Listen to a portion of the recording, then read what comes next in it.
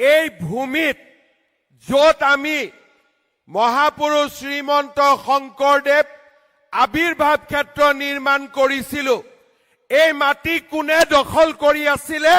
অচিনাকি মানুহসকলে এই মাটি দখল কৰি আছিলে।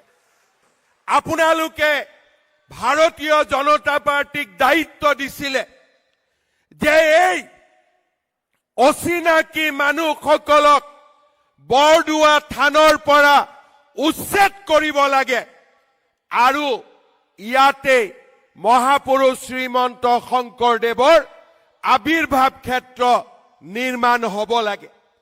আজি আমি আপোনালোকক জনাবলৈ পাই আনন্দিত যে অকল অসমৰ ভিতৰতে নহয়, দেশৰ ভিতৰতে এখন অত্যন্ত আধ্যাত্মিক দৃষ্টিভংগীৰে নিৰ্মাণ কৰা আজি মহাপুৰুষ শ্ৰীমন্ত শংকৰদেৱ আবিৰ্ভাৱ ক্ষেত্ৰ কেন্দ্ৰীয় গৃহমন্ত্ৰী ডাঙৰীয়াৰ কমলেৰে উদ্বোধন কৰা হ'ল।